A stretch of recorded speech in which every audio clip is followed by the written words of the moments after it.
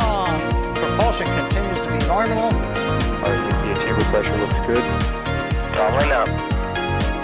Roger roll, Atlantic. Water towers can fly! Yes! Tango Delta nominal. Flight downside, SC off. Say again, SC off. Yikes. You bet. Concur. We don't need any more of these.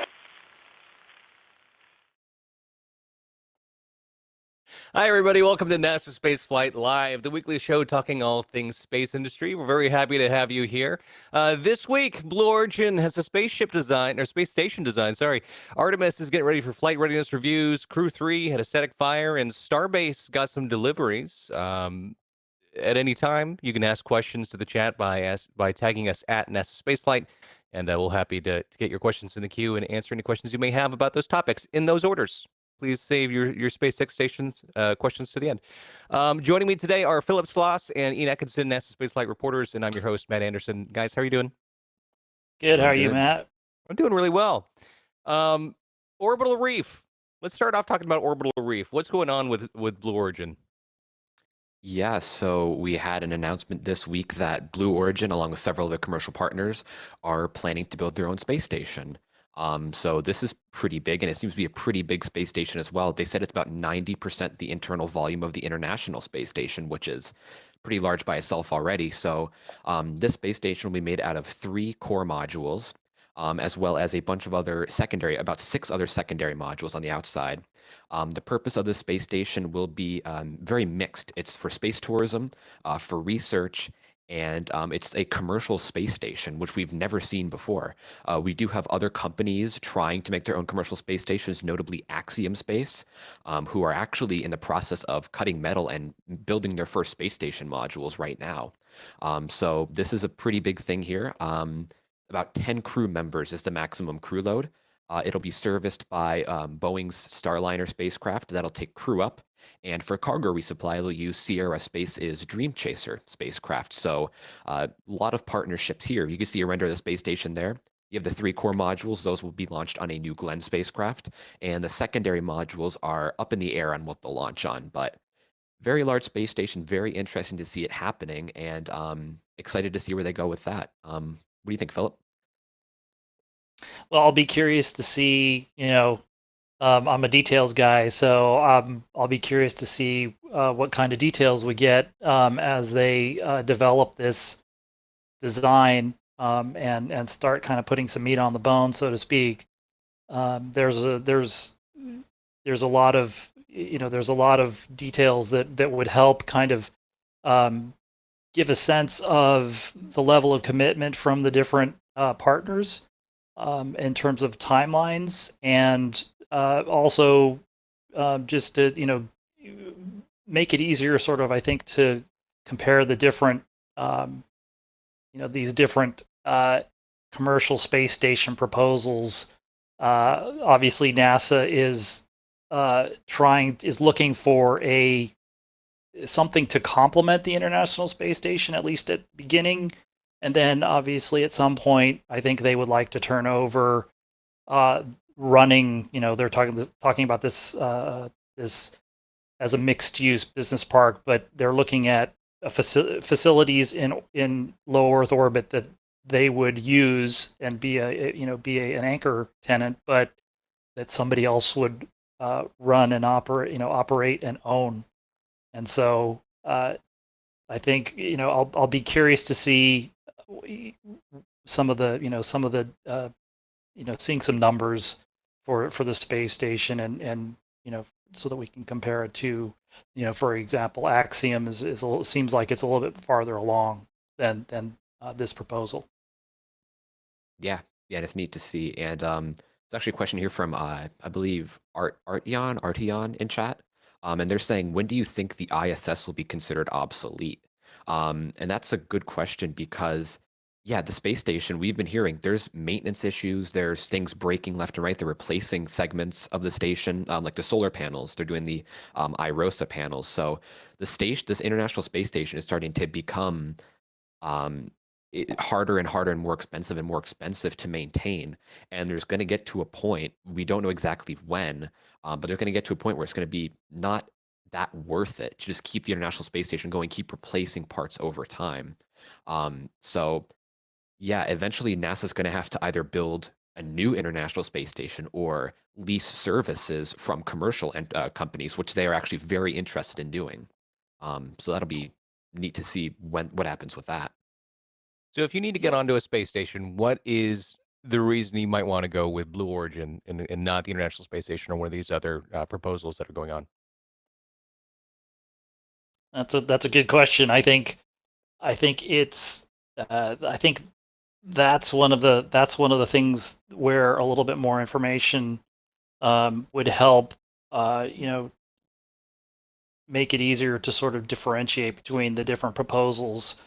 They're talking about what is it, a 500-kilometer altitude orbit. It would be inclined similarly to the International Space Station.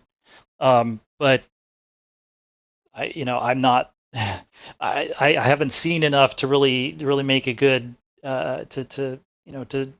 make a good judgment about why would you go with this one versus other ones.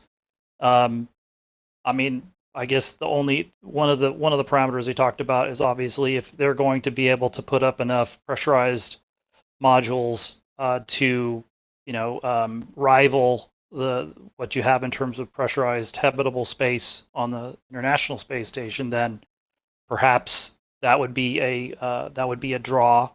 But the Axiom station, I believe, has quite a bit of habitable volume that they're proposing. So, that's, I think, going to be, the other one of the question marks is obviously also going to be availability. When is this going to be available in either in an initial usable form, or they're showing these these renders like the one that's on the screen there. That's probably the fully outfitted station. I'm not sure how quickly they're going to be able to field that. What is that? That's that looks like it's got the 3 central nodes, and then all of the other modules that are hanging off of those nodes, and that might take a little while to integrate and get set up. So that would be it would be useful to get more information about advantages, disadvantages.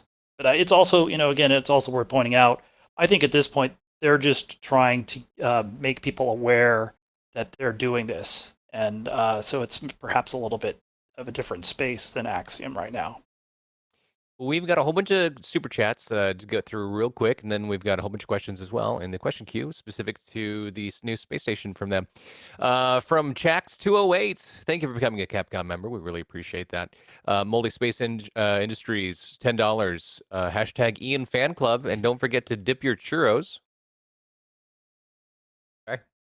All right. We like no comment on that one. Just an all right. All right. I mean, Ian Fan Club, I'll take that any day. Boost my ego, but hey. All right. Musical Wolves, is Orbital Reef an aquarium with fish? No, it is not, Musical Wolves, but thank you for the $2. Paper Modeling said, glad to see Dream Chaser in action again. Thank you very much for the $2 there. And then Daniel Zisman, do you think they will salvage any parts from the ISS, like the new multi-million-dollar toilet? Well, is that if they make a new ISS? Is that? Well, I think I know that one of the things that was floated for this proposal was an orbital tug that Blue Origin is developing. It's, I suppose, possible. They are trying to put this into an orbit. At least the idea would be that you might be able to synchronize these different orbits and possibly be able to move hardware from the ISS to the other to another station. But the designs for these racks that are on the USOS side of the station, there's a lot of the subcontractors and contractors that have built these for NASA, for ISS could also be contracted with to build another toilet unit, for instance. Or again, you also have obviously we have SpaceX who's building building their own to their specs. Perhaps they would be willing to sell their design for use in other space stations too. So you don't necessarily have to go grab it from the space station. You could build a new one, perhaps modernize it or improve on it, and when your space station needs a toilet, then you could go talk to some of the vendors about which ones could build you a new one. All right. Well, we have a whole bunch of questions here from Tony Jebson at NASASpaceflight. Do you know how big the intermodule airlocks are? They look bigger than the CBM standard. I don't think we have numbers on that. Right. Do we have any real Yeah. technical data on how this would be? Not really. Not that I'm aware. I mean, I think that was something that I pointed out at the end there, which is I'm not sure they're really ready to talk to us. We tend to be a little bit more nerds looking for numbers and quantifying things, and I think maybe they're just not at that stage where they're ready to talk about that level of detail. And so, but we're talking about it, and so it's a new proposal, and hopefully they'll be ready to talk about that pretty soon. I tend to be a little skeptical about renders because I don't know how much of the data has gotten to the person that's doing the renders, and sometimes they look more. I was talking to you guys before about these look kind of like terrestrial business parks. I don't know that those are going to necessarily be able to be replicated in a vacuum environment quite so easily. So it might be that the windows are smaller. It might be that the entryways and exitways are smaller. That the docking ports are smaller, and so on. So is this partly just Blue Origin showing some really nice pictures and saying, "Hey, wouldn't it be great if we had a space station?" I think partly, but I think they're also they want to let the community and the business community know that they're doing this, and if anybody's interested, contact them. So I am not sure that they want the media to ask them questions, but they are interested, obviously, and they're looking for business since this is going to be a commercial station. So, yeah. Yeah, I agree. I think it's definitely just, hey, we are doing this. If anyone wants to partner with us, or if anyone wants to have a say in how we design this, such as like NASA, or if anyone wants to pay to use this station, I think it's more of their like, hey, we're going to try to do something like this. Here's what it might look like, rather than here, this is exactly what it's going to be like. Right. It's like who they're looking for. They're looking for business commercial interest in their proposal. King asks, what will the orbital height be? Do we have that? They talked about a 500 kilometer altitude orbit.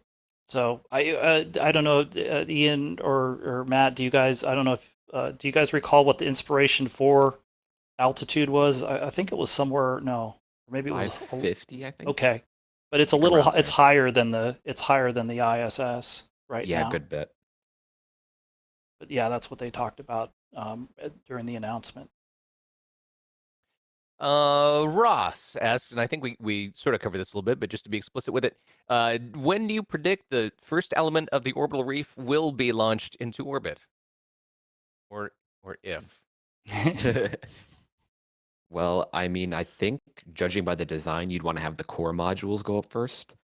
And the core modules look big, like big enough that they might need New Glenn's fairing size.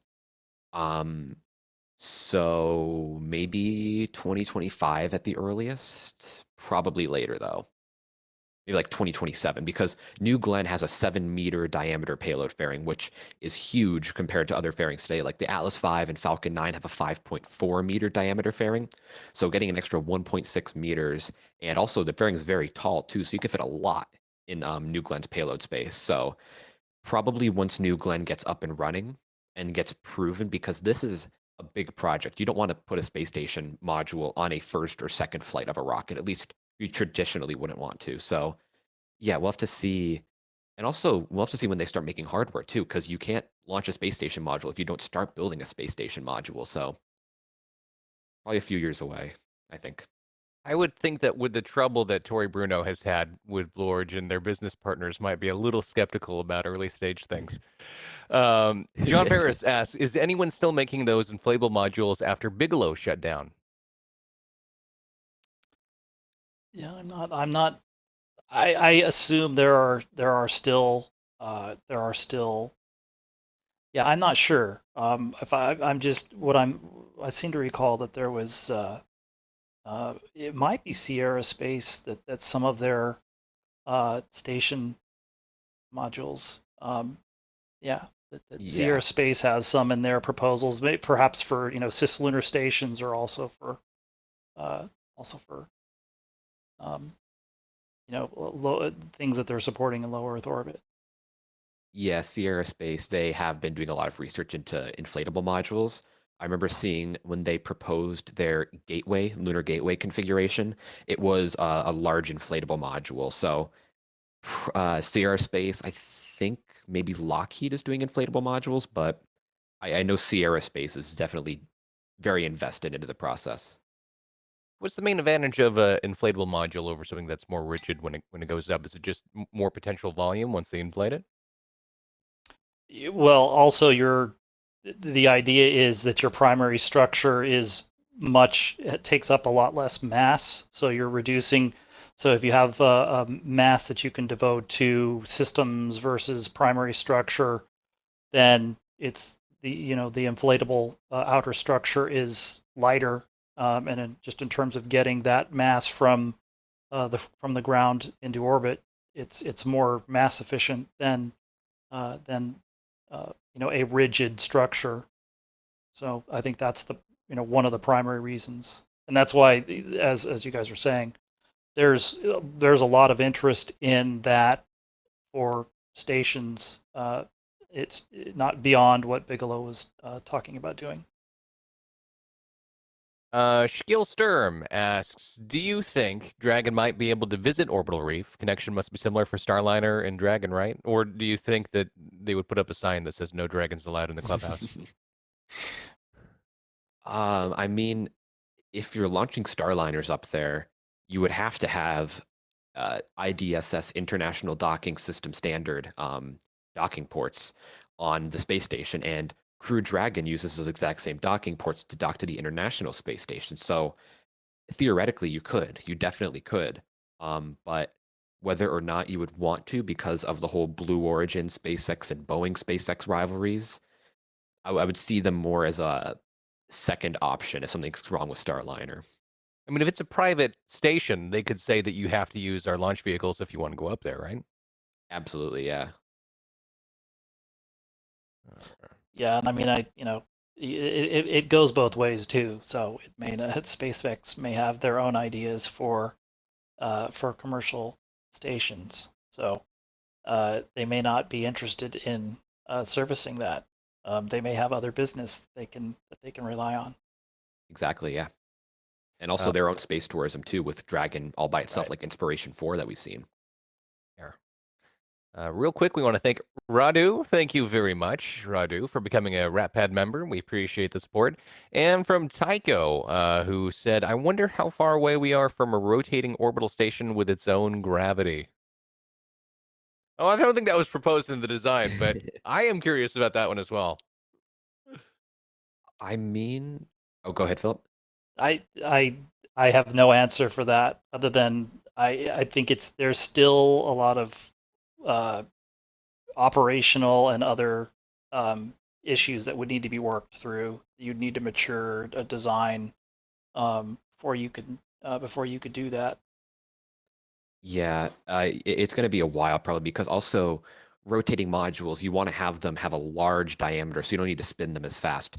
You could make a smaller diameter rotating module, but it would need to spin very fast, and that could have not great effects. Also, like wearing down things, it would be a bit more complicated. You can go along the route having an expandable rotating module, but Also, actually, on the International Space Station, there was a proposed module, the centrifuge module, which would have a centrifuge inside of it. It wouldn't be large enough for people, but like large enough to fit large size experiments in. So there has been research, very definitive research into having centrifuges and rotating modules on space stations in the past.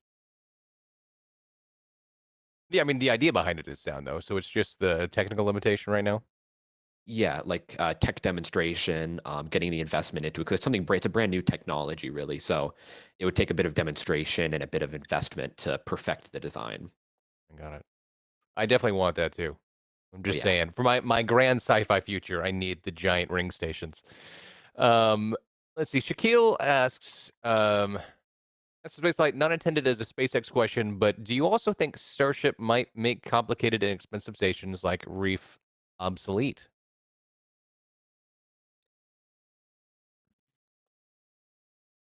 I don't think I mean, obsolete. Oh, sorry, Philip. go ahead. No, go ahead again. I was just saying, I don't think it would make them obsolete, but it would complement them. Um, you could definitely use the volume of Starship, which is, I think, comparable to the volume of the International Space Station. You could use Starship as like a single launch space station, but um, Starship would be really good for short-term experiments, maybe like a month-long stay on orbit to do like a month-long experiments. You could definitely turn one into like a Skylab style space station where you launch a Starship and just keep it up there and keep docking spacecraft to it over and over to use it as Starship as a long-term space station. But Starship has a long way to go to be proven as well. So we'll have to see how launch prices, how accessibility, and just how the market is in the future when Starship and Orbital Reef are available. Going to go through questions here real quick. We're getting a whole bunch on this. I think the topic of rotational space stations has brought up a lot of interest. Before we get back to that, Guillermo asks, has Boeing enough Atlas boosters to use Starliner with this station, or will it use Vulcan? Well, considering that I believe Tori Bruno said they've sold their last Atlas V, I don't know how many of those are going to be dedicated to Starliner. So I mean, I know they would have some integration work to do with Vulcan, but I think at some point, unless their plans change, they're going to eventually have to switch to Starliner would have to switch to Vulcan. I would assume, because I don't know that they're going to be buying, just speaking specifically about RD-180. I mean, I think maybe implicit there was that they've already sold all the boosters for all the RD-180s they have that they've bought, and I mean that was something that went by a little while ago. I would think in the last quarter or so that they said we've sold our last Atlas V. So they have enough for a little while, but eventually they're going to have to use Vulcan, I think. Yeah, I think we even discussed this on the last NSF Live that I was on, where they have enough Atlas V's right now to fulfill their contracts to launch 6 crew missions to the International Space Station and no more. So if they want to launch more to the International Space Station or go to Orbital Reef or whatever else they want to do with Starliner, you need to start looking into other launch vehicles. And I think Vulcan, since it's not in common with Falcon 9, because you can't have Dragon and Starliner launching to the space station on Falcon 9. Because if something goes wrong with Falcon 9, you lose both your launch vehicles right there when Falcon 9 goes down. So I could see them looking into Vulcan right now. And I think that's really the only one that's promising. The only launch vehicle that can launch Starliner right now. We'll take a few more questions on this topic before we move on. There are some things here that are interesting to me as well. One of them is a little bit of a sad topic, but we will talk about it. Matthias asks, how can the ISS be disassembled when it eventually needs to be? Will it be disassembled with another ship, or and they'll take it back down? Or will they disintegrate it into the atmosphere?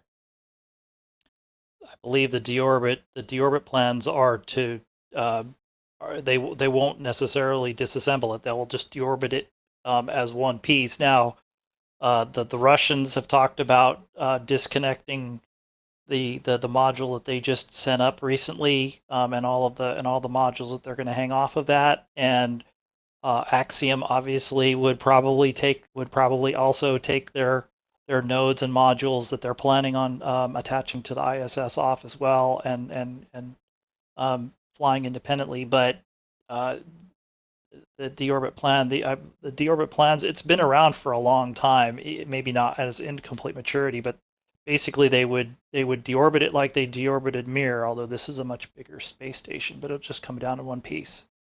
And there wouldn't be any risk of having like a Skylab situation and you have a giant chunk just land in somebody's backyard.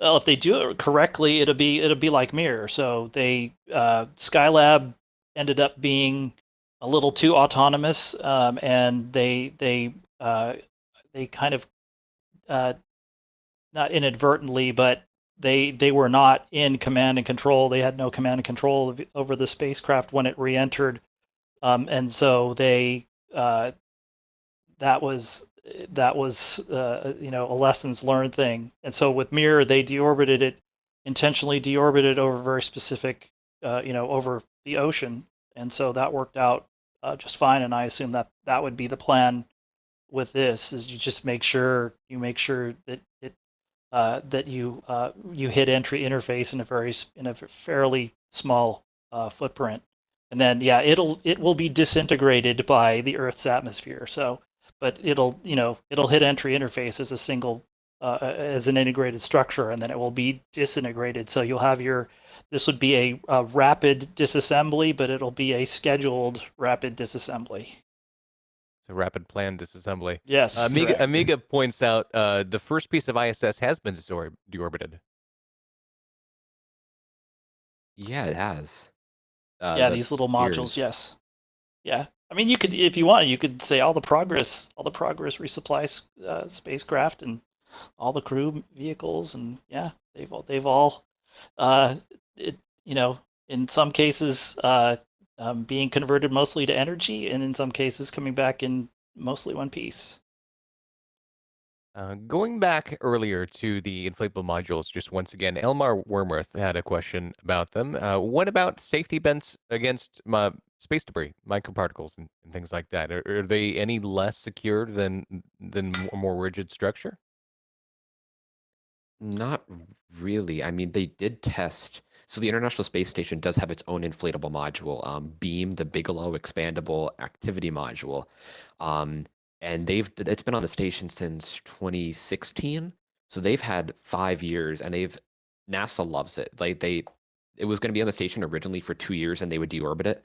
But NASA was so happy with how it's been performing, micrometeoroid, like with the structure of it, be against debris. Also with radiation coming into it, they've been so happy they turned it into a little storage module. You can see it up there on the screen right now. It's a storage room right now for the space station. So as of right now, expandable modules, inflatable modules do seem very promising because there's actually been demonstrations on orbit. Right, and if you think about it, the Russian and the U.S. EVA suits are essentially an example of an inflatable spacecraft structure, and they very much do that when they are pressurized against vacuum when they go outside. But when an astronaut's inside of a spacesuit or a cosmonaut's inside of a spacesuit, they're essentially an independent spacecraft. And so one of the ways that they do this is you have things like multiple layers of protection, probably using things like materials like Kevlar to take the energy out of any high energy, very tiny particles that might hit an outer layer. It's going to be similar to what a larger structure like the beam module does, but it would be it wouldn't be like a party balloon. It would be multiple layers. It would be it would be a little more complicated than that on purpose. Oh, I want the pinata module. We'll do one more question here before we move on to the next subject. Travis asks, we've seen the rise of tourist flights. How long till someone puts up a station for tourist visits, or for a week or two, like a space hotel? I mean, it's kind of what Axiom Station is, I believe. One of the main purposes of that is tourism, right? I'm not sure, but I will say that the Orbital Reef, they talked about a mixed-use business park. I think that's when I think the mixed-use part of it is that they are thinking about a facility that could be used for leisure and for business, research, science, and so on. But leisure, having a place for people to go in a more of a leisure type of situation, they're trying to position it that way. But I'm sure all of the other, if there's a business case for that type of for those types of missions, I'm sure all of the providers that are trying to stand these concepts up would be interested in doing that. I mean, the ISS is not really designed for tourists in any sort of way, and yet it has still managed to accommodate Right. quite a few tourist visits at Right. this point. Yeah. Okay, so moving on from Orbital Reef, over to Artemis. So it is working on preps for its flight readiness review. What does that entail? It's we're talking about, this is a government, this is the old school style of systems development. And so in this case, you also have, when we're talking specifically about Artemis 1, which is Artemis encompasses quite a few different things. So in this case, we're talking about the Exploration Systems Development Division, which is the Orion spacecraft, the SLS launch vehicle, and then the ground systems, which is basically supports launching SLS, and then to some extent also supports payload handling of Orion, and it's a human spacecraft. So for flight readiness review, all of those different organizations, because they're independent to a great degree, they all are getting ready to do the flight readiness review for Artemis 1 for their piece. So you have the Orion program with the spacecraft, SLS, the rocket, and then ground systems, which is the mobile launcher, the launch pad, all of the services that are provided through the mobile launcher to the vehicles. And so because it's a government it's a government bureaucracy, everybody's got to end up on the same page when they launch, and so it will take several weeks. So they'll start into that if they really are, if the hardware is ready to fly in that end of January, early February timeframe. They'll start doing some of that probably here in the next 4 to 6 weeks, and then after New Year's they will get really they will really be doing a lot of reviews. It'll be, the programs will do their review, then you'll have a review across all of the programs within the division, and then you'll have an agency level review at the very end. And right now that would be, if they wanted to be ready to go at the opening of that February window, which would be February 12th, that final agency review would probably be about a week before that. So and then you just work your way backwards in order to be able to handle anything that comes, action items that come out of a review, to roll into the next one. So if they're ready, if things stay on schedule, which is not a given, then that programmatic review will be going on in January while they're also doing all of the final vehicle preps in Florida. All right, I'm collecting questions right now. And by the way, do make sure that you save your questions about Starship for the end, where we're going to tackle that subject entirely on there. One of the notes that we had on for Artemis was that SLS Block 1 passes its design certification review. What did that review look at? It looked at all the pieces of the rocket, same kind of thing where you're decomposing the rocket into its elements, which is, you have the solid rocket boosters, you have the core stage, you have the RS-25 engines in the core stage, you have the second stage, which is a Delta IV second stage derivative. You have the RL10 engine, which is the engine off of that, and then you have the adapters that connect the stages together. So they looked at all of that, and then they also looked at the rocket, and this is specific to SLS. Each of the other programs have their own design certification reviews. I believe they'd done them prior to the final SLS. But the design certification review for SLS, as an example, took several months. It was split into 5 pieces. The last review board was mid-September, and so they looked at the rocket at a component level and then as an integrated whole. And it's the last review for this specific design. And so it will, since this is a first flight, there will be some changes with the Artemis II vehicle, but they're sort of on a micro level.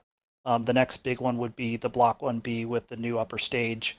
So this was a big milestone for the program.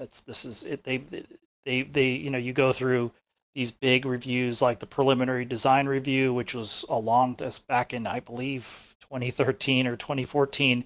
The critical design review was 2014, 2015. That's a while ago. And so they've had, the issues with the manufacturing and production. And so they're finally now, everything is, all of the designs are relatively mature. They're ready to fly for the first time. And so they finally got to this design certification review for the whole rocket.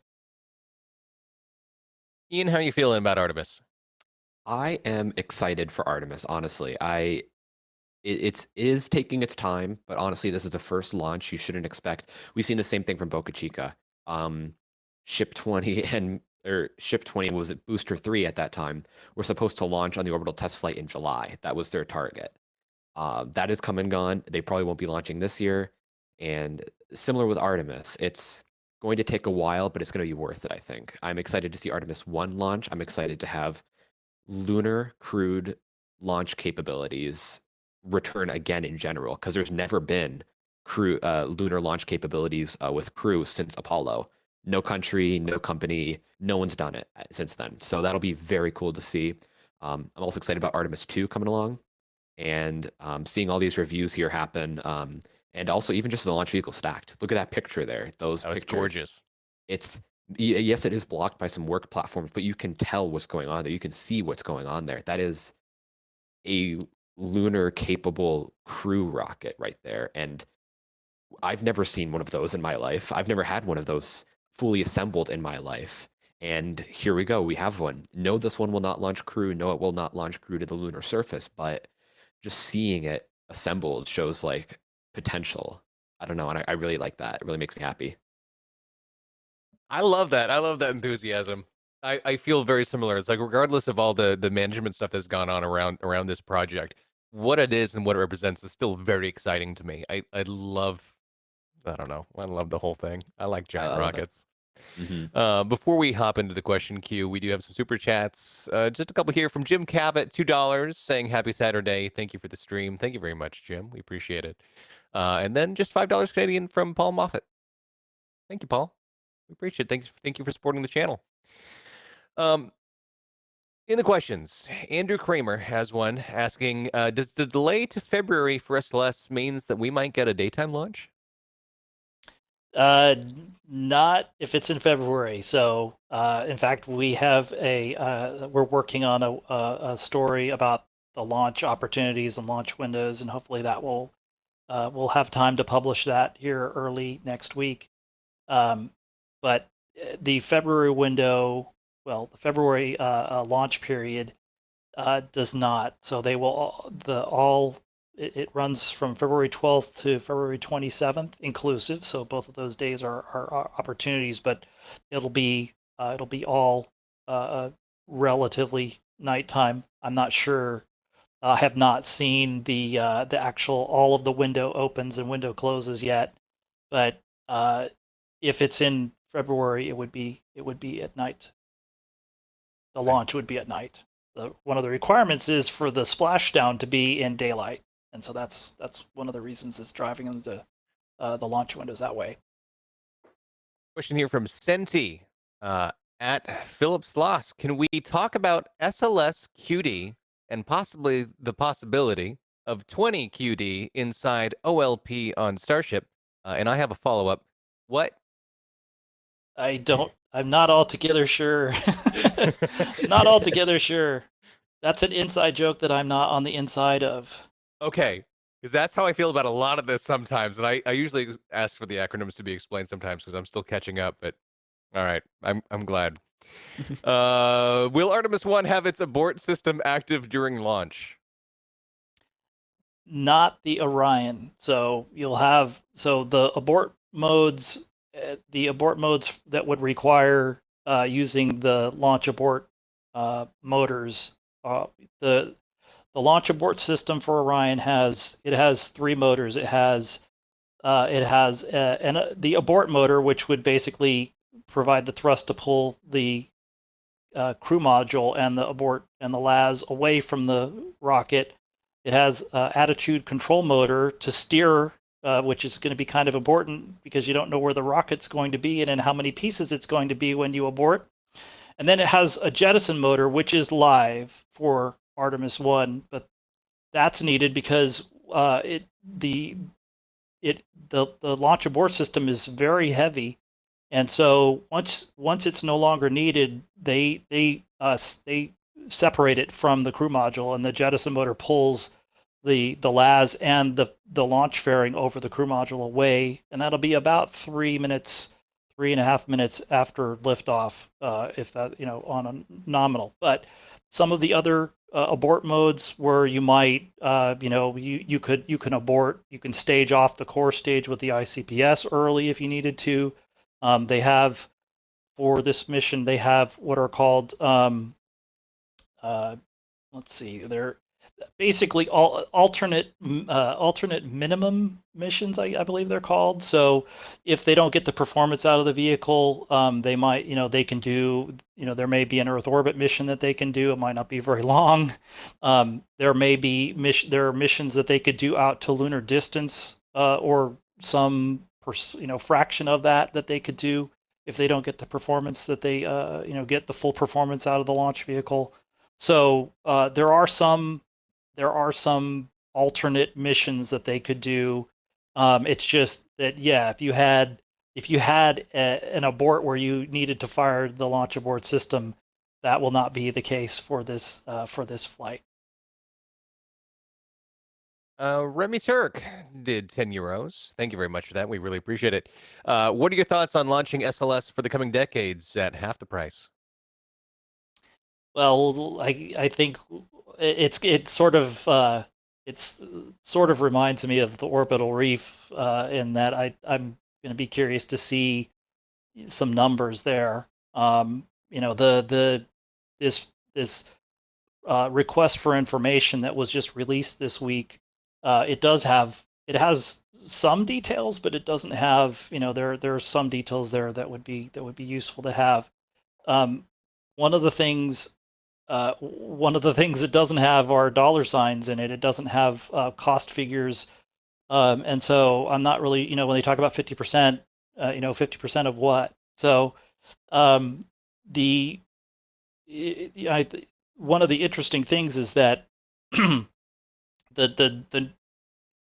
brand new piece of the rocket is the core stage, and they still don't have a fully definitized contract to build the 3rd, 4th, and so on core stages. And so at the same time as they're still negotiating this, they're talking about the next contract. And I'm kind of, since it would be a different style of contract, one of those questions is going to be, are they just going to not definitize this interim contract and and move to this other move to this model that they're talking about? And then the other thing is, it's a request for information as opposed to a request for proposals. I'm pretty sure they're going to get to that phase, and they are going to try and go in this direction, but I'm going to be curious to see Because if you're, how much of a commitment financially are you going to ask, any of these, either an independent entity that might come in from the outside versus you have all the primes for the vehicle right now, if they wanted to get together and do some sort of thing like United Space Alliance was for the space shuttle. I'm not sure, and the RFI says that they would look at the NASA Insight and NASA Oversight models.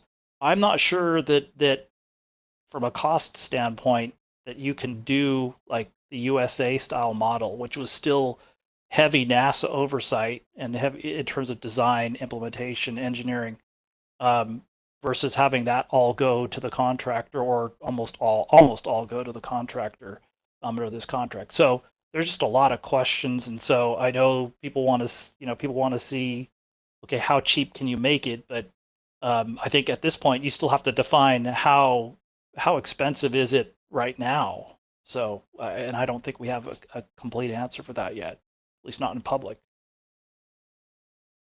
Is the emergence of I know we don't have direct analogs really to SLS just yet, but the emergence of all these different space companies, is it putting a little bit more pressure on Boeing to do something that's more reasonable in terms of cost rather than just throwing buckets of money at them? I think so, but that's also really hard to. I mean, another way of looking at it would be to say, well, over the last perhaps 5 years or so, if you look at the amount of funding going into the SLS program from Congress, it's increasing. So on the one hand, I do think that when you have companies that are at least demonstrating perhaps cheaper ways of building and operating launch vehicles, that puts some pressure on them. But then on the other hand, you also are still getting a lot of money that's coming in from Congress, and so I do think that that's there. I just don't know how hard it's being applied to SLS yet. Tommy Richards asks, I get quite confused. What's the difference between Orion, Artemis 1, and SLS? Artemis 1 is the mission, SLS is the rocket, and Orion is the spacecraft. So on Artemis 1, SLS has about 2 hours of work to do. It basically it will send Orion to the moon. So the SRBs and the core stage will put Orion and the second stage into an insertion orbit, and then the second stage will make the translunar injection burn. And so that about 2 hours after liftoff, when that burn completes, that trajectory will take Orion within about 100 kilometers of the lunar surface. And so that's, which is basically a lunar flyby. And so at that point, then Orion will go into will do a series of burns to put it in this cislunar trajectory, which is called the distant retrograde orbit. And so it's kind of an interesting trajectory. I won't get too much into it, but it does look basically like it orbits the moon in a retrograde fashion, so in an opposite direction to where they're coming in. And so the Artemis 1 mission is a lunar style mission for the Orion spacecraft, and the SLS is what's going to deliver the spacecraft on the lunar trajectory. Just a couple more questions here before we move on. Paul Kelly asks, will Artemis 1 have any cargo? Anything alive? That's a good question.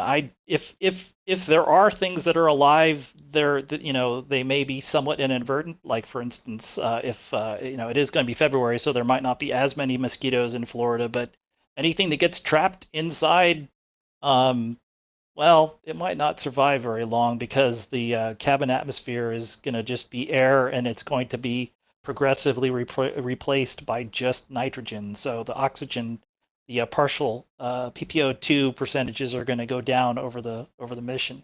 but there might be some organisms, there may be some things in there, but for the most part, there's nothing human-sized that I'm aware of. There will be some anthropomorphic, human-sized, dummies is the wrong word to use these days for these things, but there will be a crew seat and perhaps more than one, and they will have dosimeters and things like that to measure the radiation environment during the transits between the Earth and the Moon, and then while they're in this orbit, air quotes, around the Moon during the mission. I am all for cruel and unusual experiments on mosquitoes. Well, we'll have to see. I'm not sure that we'll know unless again, I don't know that they're going to have a screen that'll catch the stuff that drops, or that it won't drop, will it? But it'll maybe after splashdown, what's left over will drop to the floor. As long as we don't have some sort of gamma radiation super mosquitoes, I'm fine. Oh no. We do have another question here from Solus, who is asking, are the SRBs not reusable? Were they reused in the shuttle? Last question first. These are the motor cases that were these all, not all of them, but they were used. They are shuttle program assets, and they've been modified for use for one last use. So these will go up. There's no parachute system in these boosters. So once they burn out, they will fly a parabolic trajectory and splash down in the ocean. So, and that'll be it. All right, and probably our last question here before we move on. Ross is asking, how long does the Artemis 1 launch window starting February 12th last? And when would the next window open if NASA misses the first window? Let me check that. Just a quick, bear with me for a moment. Let's see, I believe that the February 12th window it's 21 minutes long. The issue is that, and you'll have to stand by and read our story that's going to be going up during the week. If by some chance they missed the 12th and they were ready to fly on the 13th, then that launch window would be 69 minutes long. Then it goes up to 109 minutes on the 14th, and then you get into this 120 minutes or thereabouts, which is the maximum length that they can do for this vehicle. The issue is going to be if they get into a launch attempt where the vehicle's fueled and for some reason they have to scrub, they can only make the maximum number would be 3 attempts within 7 days. And so if they happen to try on the 12th and they scrubbed, then the earliest that they could try a second attempt would be 48 hours later.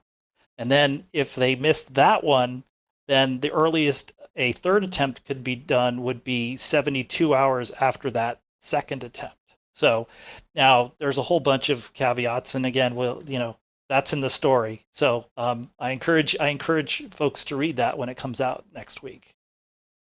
I'm laughing because Chris popped into the channel like as soon as shuttle was mentioned. Again. Just immediate. If you look in the mirror and say shuttle 3 times, Crispy appears behind you. It's true. He's going, shuttle? What about the shuttle? I want the shuttle. All right, Crew-3. Let's move on to Crew-3 and start talking a little bit about that. They had a static fire on Thursday morning. How'd that go?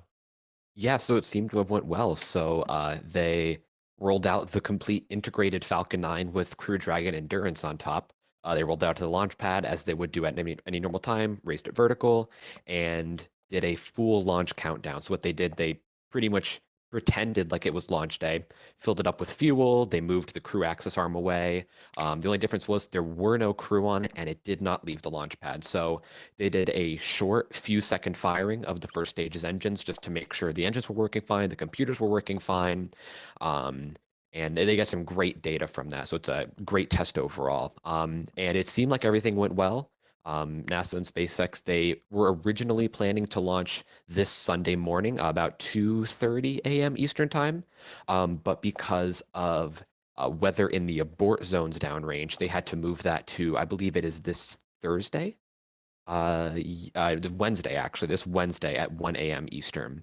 And the reason they had to do that is because you're not only, when you're launching Crew, you're not just looking at the weather at the launch site. That, of course, is very important. You want to have good weather there, but also you need to have good weather along your flight corridor. And their flight corridor for this mission, because it's going to the space station, is pretty much hugging the east coast of the United States as they go northeast. There were some issues with weather there that they did not like. They did not think it would be safe. So they decided to push the mission a few days to this Wednesday.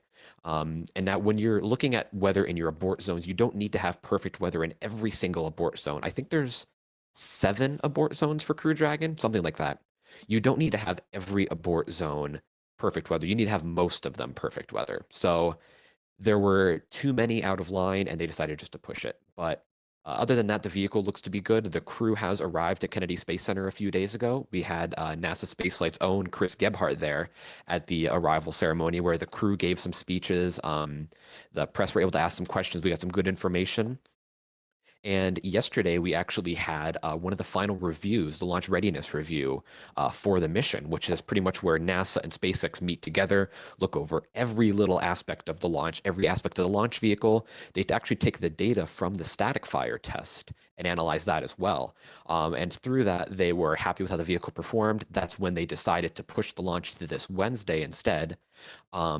And they also gave some new details. So we previously heard that on the Inspiration 4 mission last month, there were issues with the onboard toilet with a leak in one of the lines. That wasn't any risk to the crew. They were able to mitigate that and use other methods.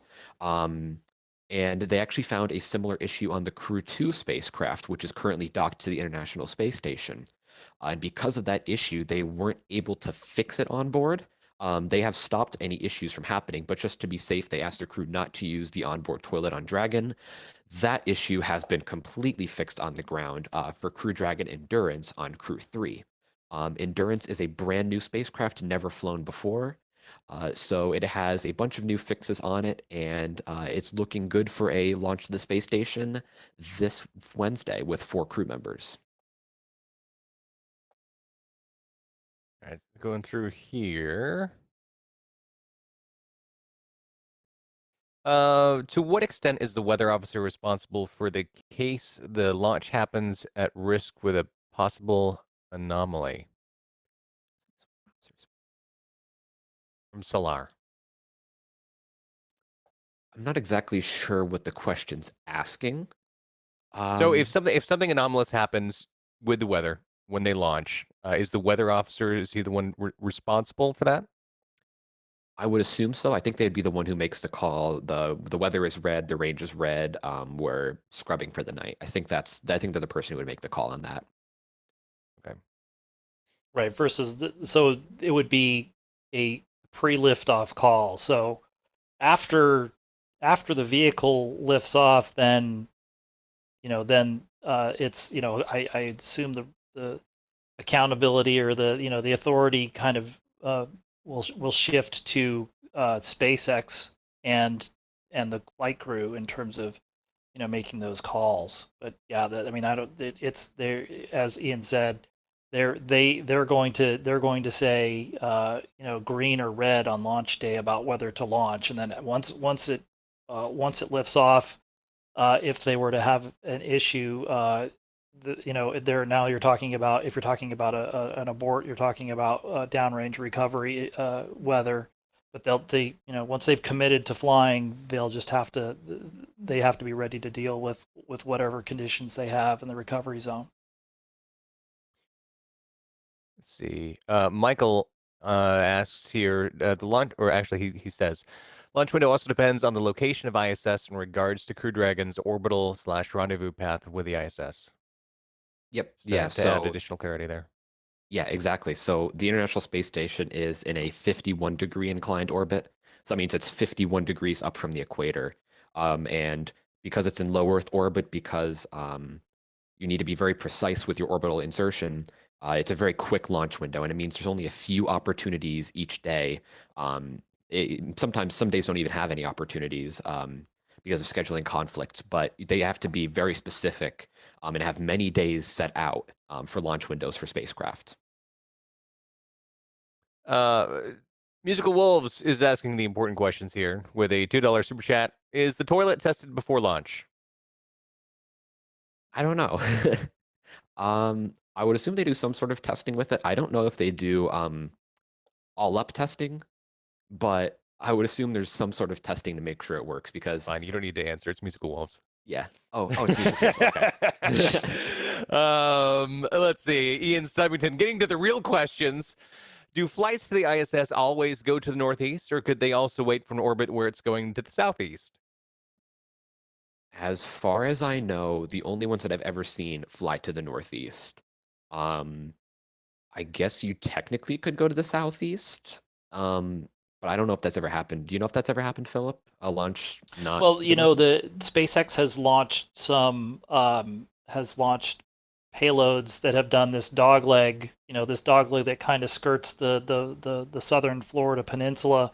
I'm not sure with a payload that's as massive as the Dragon is that they could attempt that, and that they would have the performance to reach the orbit on a what do you call it, a descending node launch.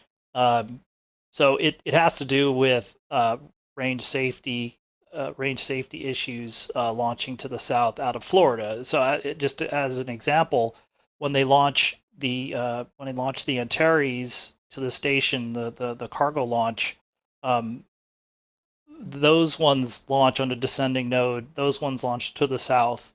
It's actually it just in the case of Wallops, because it's at a much higher latitude, they launch to the south there versus, and I'm not sure if they can launch to the north. Again, you may have issues with, the idea is if you have a problem with the vehicle and you lose control of it, as the higher it goes and the faster that it flies, you have a footprint of where that stuff could go as flaming wreckage, and you don't want that to cross over onto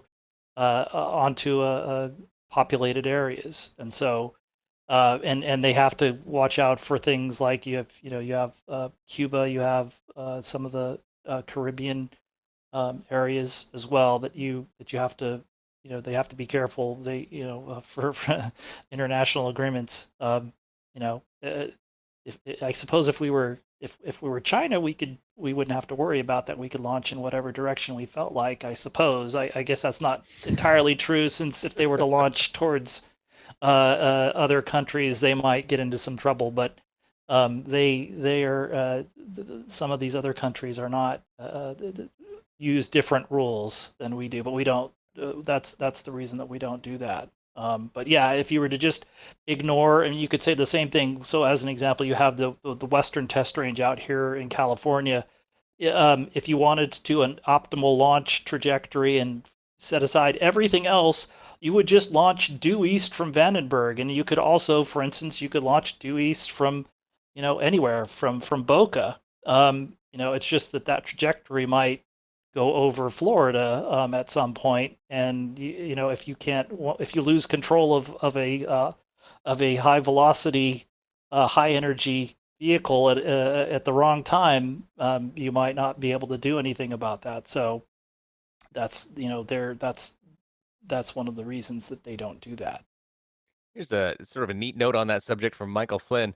The other abort zone is in the Atlantic off the coast of Ireland here, and the Irish Coast Guard are normally on call during launches. Yeah, that's Shannon, Ireland. You can actually hear, I think that's their final abort zone before they do abort to orbit. So yeah, Shannon, you'll hear them actually saying, I think I can say like press to Shannon. I think that's what they say.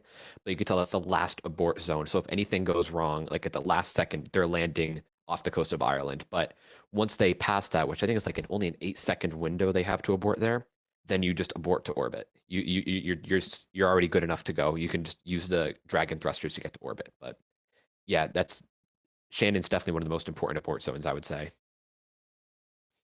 Okay, and then we've got sort of a general question here. Endeavour has been in orbit for 190 days and will take the U.S. record for longest crew vehicle. What's the record for Soyuz in orbit? Well, Soyuz is limited for its on-orbit capability, and that's because of its hydrogen peroxide propellant that it uses. So hydrogen peroxide is inherently unstable. It wants to decompose, which essentially means it wants to break apart into water and oxygen. And when you have water and oxygen in your tanks instead of hydrogen peroxide, it is useless. So Soyuz is limited for its on-orbit lifetime to about 180 days. That can be extended a little bit longer if you wanted to, possibly, but that's really the strict deadline they want to set, because once you start losing enough hydrogen peroxide, you start to lose the purity of the hydrogen peroxide, and issues come about because of that. So Soyuz has not really been a long-term vehicle. You'll see it on the space station. They only stay up for 6 months at the maximum. Like even for year-long missions, their Soyuz that they launch up on will leave, and another one will come up to take them back. So Soyuz is a medium-term space station resident. And then probably our last question here on this, J-Trains asks, at NASASpaceflight, did Crew-3 sign the booster? Good question. We haven't heard anything about that as far as I know. But it is a sooty booster, so they could, in theory, sign it if they wanted to.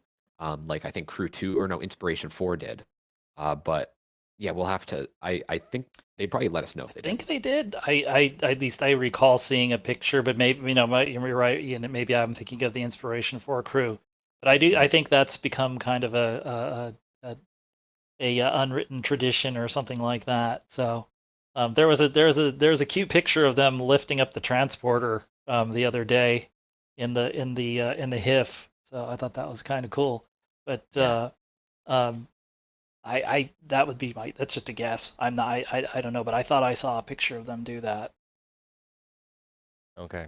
And we're going to get to the section that the chat is always waiting for. We're going to talk about Starship and Starbase. And at this time, we'll open up your questions for all of those, as well as general questions that didn't fit anywhere else. If you'd like to ask them, we'll try to get them in the queue. Quite a few things happened this week, as well as a new crane delivery. What's all going on over there? Yeah, so a lot of stuff is starting to happen now at Starbase. We saw SpaceX, it seems like they've bought their own crane. So previously we've seen them lease cranes, rent cranes. They do have some of their own cranes right now, but they're on the smaller side. But this is a large crane. You can see there's one of the treads for it, and judging by the decal on there, I wonder what company owns that.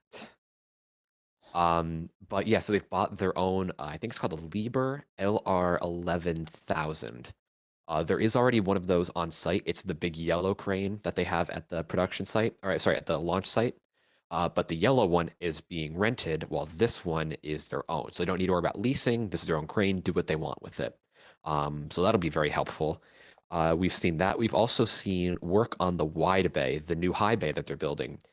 It's starting to rise from the ground. Beams are starting to be assembled, and it's starting to quickly go up. They've already got a structure for the first level started off, which is really neat to see, really cool. We've also seen not testing, but work going on with B2.1, which is a test vehicle to test, I believe it is the engine mounts for a Starship.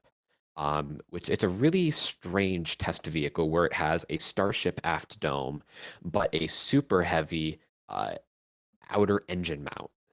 It's a really strange mixed vehicle, and we're not entirely sure what they want to do with it, but that'll be neat to see with what they're going to do with that. But yeah, all work right now is going straight ahead onto getting to the orbital test flight with Booster 4 and Ship 20. You can see Ship 20 there on the right on Pad B, and Booster 4 in the background just next to the orbital launch site. We've also seen, there we go, right there, the chopsticks. Those are the two large black structures right there. Those will be used to, believe it or not, catch the super heavy boosters when they return to the launch pad. No landing legs, no landing on a barge, nothing fancy. They're just going to grab it out of midair, which is, I still can't really believe it. Can't picture it at all. I can't. I can imagine it in my mind, but it's just like, oh, it'll look something like this. Then if it actually happens, I'll be like, pardon? But I don't even understand. That's just so crazy looking. That's so cool. But So when's the earliest we might be able to see those things in use? in use for like actually catching a booster and Yeah. landing, I think the second orbital flight test with Booster 5 and Ship 21 is expected to be the earliest. So early next year, middle of next year for that. Sometime soon, I guess. But yeah, we've seen the Chopstick. They've installed them. They installed them, I think, 2 or 3 weeks ago. And we've seen them actually start to move now on their own. They've been installing hydraulic actuators on there, and they're getting actually pretty close to having an operational orbital launch pad. So that's very cool to see for me, I think. Do we have a name for the new crane? No, not that I'm aware of. I'm bad at tracking the crane names. I only know Frankencrane, and that's really it. Which Frankencrane's actually leaving. They've put it down. You can actually see the boom is on the ground now. They're going to be disassembling it and sending it to Corpus Christi to build a bridge out there. So I think that's probably one of the big reasons why SpaceX is buying their own crane right now. Yeah, and somebody just asked, let's see, Avenger asked, what is the size difference between the new SpaceX crane and Frankencrane? Well, actually, you can see the kind of model that SpaceX's new crane is. The crane on the left, the yellow crane, that is the exact same model that SpaceX bought. So a little smaller than Frankencrane, or a good bit smaller than Frankencrane, but still very large overall. And how many cranes are in Starbase? This is the crane stream now. NASA crane flight. I don't think we have a definite number. There might be someone with a number out there, but that person is not me. I can't count all of those. Let's see. We had $5 from Musical Wolves. Thank you very much, Musical Wolves. We'll ship 24 get stacked with Booster 7 for launching 24/7. I like that. Boo. I like that. You boo that, but I like that. That's clever. Maybe for the next one of those, like, I think we're gonna need $5 each. Yeah. Yeah. It's open mic night if you have the cash for it. Chris K with $5. So with Ship 20, are we officially calling it Ship 20 or SN20? Because of Elon's tweet, he said SN20. No idea. Last I've heard it's Ship 20, then he said SN20. I'm personally of the camp SN20 is better than Ship 20. I don't know. It just looks nicer. It rolls off the tongue nicer. That's official. Yeah, official. Serial number 20 instead of just Ship 20. I don't know. My 2 cents, but we're going to keep calling it Ship 20 as far as I'm aware until we hear something else. But yeah, I'm of the camp. If SN20 comes back, I'll be a happy guy.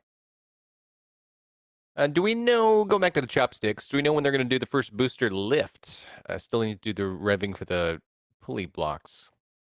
Yeah, so they're not going to be using cranes to lift boosters onto the launch mount. They're not going to use cranes to lift starships onto the launch mount either. They're going to use the chopsticks as a crane itself. And that will be probably within the next few weeks when they choose to go ahead with testing of booster 4.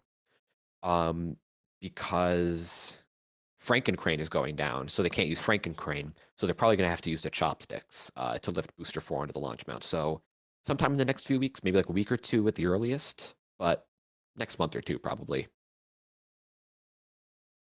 And one more here that was paid here from Mark with £5. Thoughts on tiles falling off? Is this really an issue or not? Whew, It's ongoing. Yeah, it's still happening, which is strange. I would say it's more of an issue than not an issue. You definitely don't want to have tiles falling off overall, but this is the first orbit-capable Starship. This is the first Starship with a full heat shield, and expecting to have every single heat shield tile to stay on the first vehicle with a full heat shield, on the first vehicle with Raptor vacuum engines, I think that would be a bit too much to expect. So seeing tiles fall off is definitely a concern, I would say, but probably not like, oh crap, this is really bad. Probably just like, okay, we'll try something else, or maybe we mounted those ones wrong, or we'll just make sure they're a little more firmly in place. Probably more of just, okay, let's see what else we can do here. We have a question here from KR23 saying, heard rumor that SpaceX is getting ready to build a new launch tower in Florida. Have you guys heard anything about that? New launch tower in Florida. Not that I'm aware of. We know that they are building, or at least were building, a Starship pad at Pad 39A. They've since stopped work on that. And I think the most recent thing we've ever seen is they're expanding Hangar X at Roberts Road for likely not Starship reasons. And they're doing new drainage at Launch Pad 40. But again, it seems like none of those are really related to Starship in any way.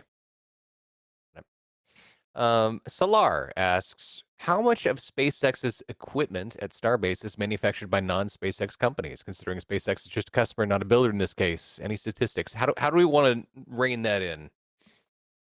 So that's a very broad question. Like the pens might not be SpaceX pens that they're using, and the trucks aren't SpaceX trucks. Well, yeah, Tesla trucks someday. But yeah, so they are. There's still a lot of stuff that they don't manufacture themselves. Like they don't make the steel themselves. They don't stamp the bulkheads themselves. They do weld the things together. They make the steel rings themselves. They do make the Raptor engines themselves. The heat shield tiles they do make themselves. But I think the more generic parts, such as maybe the beams for building launch pads or piping or things along those lines, like motors, pumps, and all that, probably not SpaceX built. Solar panels, not SpaceX built. I'd say the more generic parts that are more easily accessible would not be built by SpaceX, at least right now. But the more specific parts, so say like the steel rings for Starship, the Raptors, the heat shield tiles, things like that are definitely SpaceX built, as well as the custom, the mounts for transporting things around. Those are welded by SpaceX technicians. Most of the rockets built by SpaceX. Yeah, a good part. The rockets are built by SpaceX. Joshua asks, could SpaceX use the wide bay in Booster 4? I'm sorry, could they use the wide bay to store S-20 and Booster 4 from bad weather while waiting on FAA clearances to launch?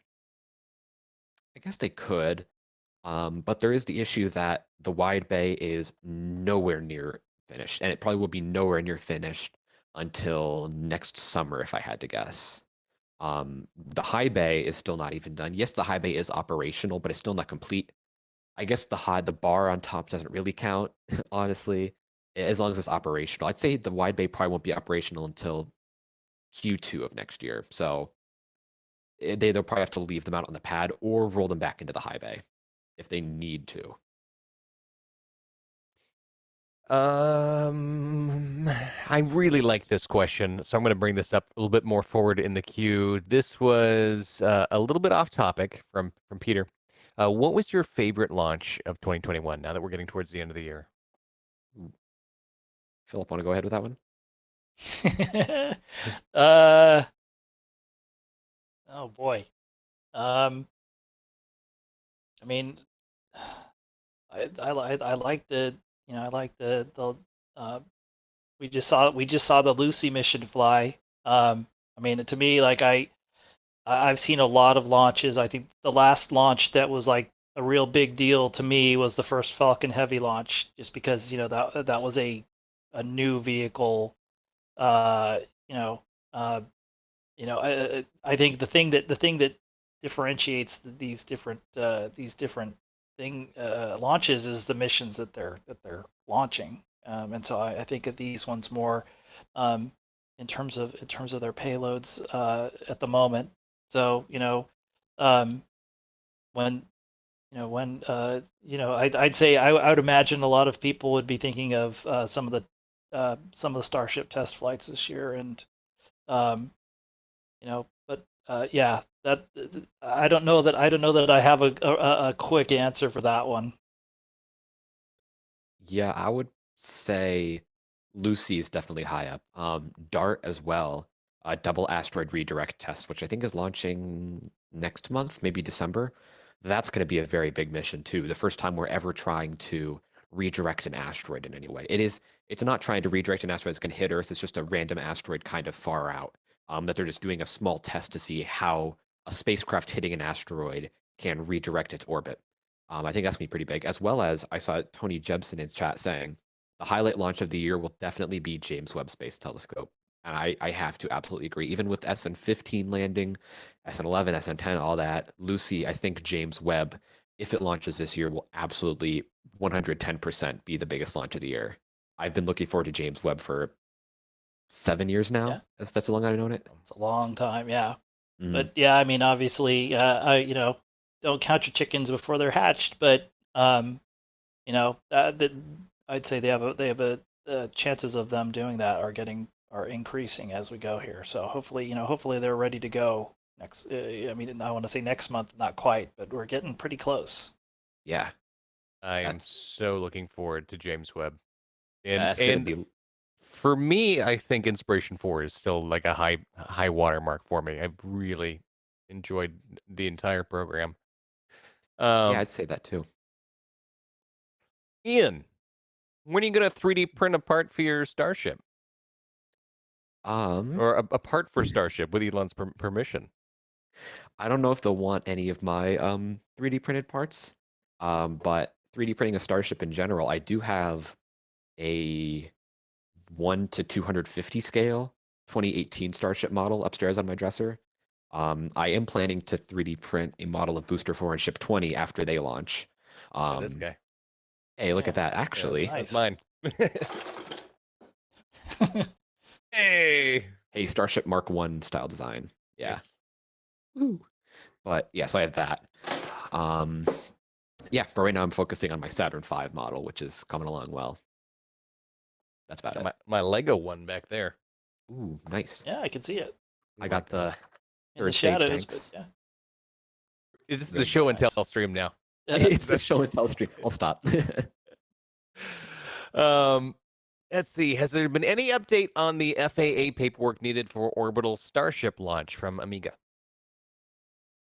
Nothing really. So the comment period is going to be ending in November, I think. And then after that is sort of like a closed doors. The FAA is meeting, discussing everything, taking the comments into account. We're probably not going to know the results this year, it seems like. It seems like we won't know the results of that this year. But they are chugging along, getting a lot of feedback from the community. They'll take that into consideration, and then they will sort of look over the draft environmental assessment, make corrections, taking into account the community comments. And from there, they'll make a final report, publish it sometime, and we'll see then. Landy Pravitt asks, how are they going to stack Starship without Frank and Crane because it has no holding points like Booster? Not yet. They are going to put holding points or attachment points underneath the forward flaps, it seems like. They do have the mounting points for the mounting points installed. So it seems like they could attach those if they need to. But that seems like what they want to do, because also Starships up until now have been lifted from the nose cone. 1 second. They've been lifted sort of like this from the nose cone. And that's all fine and dandy for when you're doing just a little suborbital launch. But you have the issue of you have your heat shield tiles up here, and you can't put attachment points onto heat shield tiles. So there's sort of gaps in the tiles, and you can't access those tiles on the launch pad. So having holes for crane holding mounts is not good. They want to lift from under the flaps here on attachment points to lift it onto Super Heavy. You know what we should do to make these more accurate? We should put lots of little post-it notes just all over the top. Get like green and orange Sharpies, just go doo, doo, doo, doo. Yep. How will the chopsticks get out of the way during launch, Avenger? They will be opened. So like not like that, but they'll be like very far opened, so the vehicle will just fly between them. Okay. Kashiyuri22 asks, when is the next Falcon Heavy launch? This spring, I believe. I think around March, I think, I feel. Is I'd like to see that. USSF 44, and it'll be interesting because they are not trying to land the center core. They're taking the center core expendable, and they're landing the 2 side boosters out on their drone ships. So no RTLS. This is like full force Falcon Heavy, landing downrange, expending the center core. It's going to be cool. Yeah, high performance. Yeah. We've got just a few more minutes here, so make sure that you get your questions in if you do want to get something answered. We're still taking your questions. Just do at NASASpaceflight. From GTA Vanmore, why do they need a new crane? Well, I think the main reason they want a new crane is to be able to have their own crane, so they don't need to rent it from anyone anymore. Like I said previously, for most of their cranes, they have just been renting them, and that's all fine and dandy, but you you kind of lose control over them a little bit, I believe. You're not like full freedom, you don't get to keep it forever, and plus the rental costs kind of add up. Being able to have your own crane, you can modify it how you want to, use it how you want to, take it wherever you want to, and just do what you want with it, really seems to be pretty useful, honestly. And we have 10 euros coming in from Ruben Forster, who says, Starship Artificial Gravity. Connect 2 starships with a 200-meter stainless steel cable and spin it with 2 RPM. Would create 0.5 G, and with 2x safety margin, it would weigh only 7 tons. It seems possible. What you've proposed are Starship nunchucks in space. Yeah, pretty much. I mean, yeah, that is definitely possible, but I don't know. Right now, I think SpaceX's main priority is just to get thanks to the demonstration. Hoo-ah. Welcome. But I think the main goal of SpaceX right now is just to get a working vehicle, because why bother planning out what you want to do 10 years down the road if you haven't even demonstrated that your vehicle can get to orbit? Like, yes, they've demonstrated Starship can land, but that's the end goal of it, really. There's no need to land Starship if you can't get it to orbit. So probably a ways out from any long-term applications like that. Everyday Space Nerd asks, how is work coming along at the orbital fuel farm, and what are the horizontal tanks for? Ooh, yeah, so right now it seems like they're sort of closing up work, just welding pipes together. We've already seen them do pressure testing and cryoproofing on some of the ground tanks.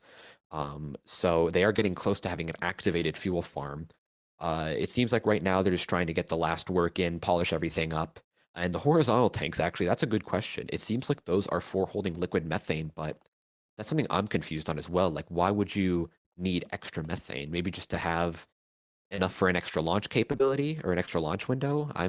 That's confusing for me too. But the tank farm itself is coming along very well, and that seems to be the last main hurdle before you can have an operational launch pad.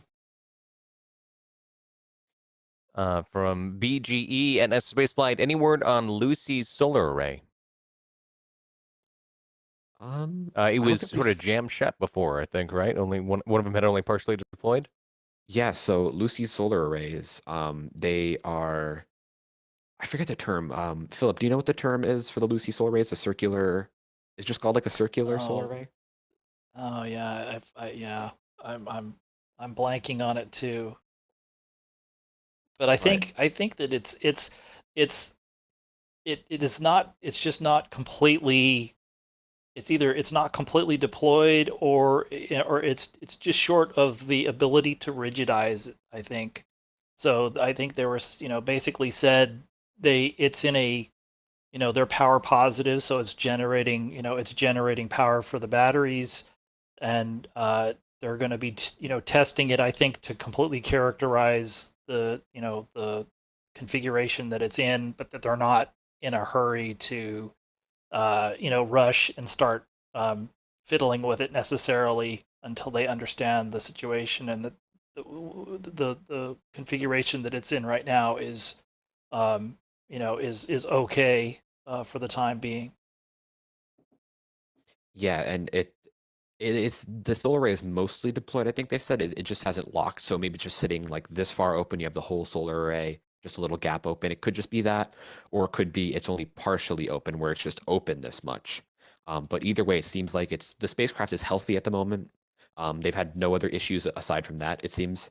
And if they can't get the issue solved, and if the spacecraft is still stable, they might just need to conserve power, only use certain instruments at certain times, kind of look like what Voyager is doing right now, where Voyager is running low on power. So they have to sort of ration the power, only use certain instruments at certain times. And even then, you could still get a pretty successful mission out of that. But again, they're deep into the analysis right now. We don't know the full details. And honestly, they could just say tomorrow, hey, we found a fix. We've tested on Lucy, and Lucy's perfectly fine. We don't know exactly what's going on. Got it. Time for just a couple more questions here. Gail Oliver says, with 6 engines now installed, any guess on the next Starship static fire? I think they have a road closure for this Monday. So yeah, they do have all 6 Raptors installed, the 3 sea level, the 3 vacuum. And it seems like the next obvious step would be to do a static fire of all 6 of them, or do a static fire of 3 and 3. But I think this Monday is the earliest possible window, but maybe sometime this week we could see one. Okay, and probably our last question here. The Murph asks, where will Chopsticks catch Starship? On the heat shield tiles under the flap? So we're not entirely sure, and I don't think SpaceX is sure either of whether or not Starship will land with landing legs or if it'll land by getting caught with the chopsticks. But if it does get caught by the chopsticks, it would probably be, like you did say, under the flap. So they will be attaching 2 mounting points here, it seems like. So the chopsticks would probably move in and catch Starship here, if I had to guess. But again, that they're not concerned with Starship landing at this point, I don't believe. Okay. I think that is gonna wrap it up for the main question queue. Do you guys have any closing thoughts about any of the topics we closed today, Philip or Ian?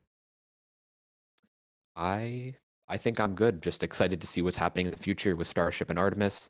Orbital Reef seems to be promising if that's a true capability, and go Crew-3. Okay. Right. That's what I'm looking forward to, the Crew-3 launch coming up. And end of next week, maybe, there's going to be a media day down in Florida for Artemis, and so I'm hoping to be there. Nice. Well, big thank you to, Dougal just did $7 Canadian. Thank you very much, Dougal. And to everybody else who is supporting the channel, either by watching, by becoming a regular member here, or by doing these super chats. We really appreciate the support and allowing us to continue to do what we do. I think we have, there's our launch directors, flight engineers. Thank you, everybody who's on that list. Really, you guys make this all possible. We love to do it. Big thank you again to Ian and to Philip. You guys did fantastic today. Ian, where can people find you if they want to learn more about your Lego building plans? Yeah, so you can find me on Twitter at Ian Pineapple. That's where I share my 3D printings, stuff that I'm doing. I think I actually have something to share later today, which will be neat. But yeah, that's where I show off what I got, And Philip, where can people find you? You can find my stories at NASA, not the @ sign, but at the website. So www.nasaspaceflight.com. Check it out. We have stories every day, just about now, I think. Whole bunch of content. Yep. And I have been your host. I'm Matt Anderson. You can find me on Twitch and on Twitter at Bad News Baron. I want to thank you all very, very much for being here again. We're going to go over to the live channel now, the live cameras for Starbase, and I hope to see you all over there. They're running 24/7. And if you, again, since this is a YouTube show, follow the channel. Come back here. We want to see you again. All right, we'll see you all next week. Bye, everybody. See everyone.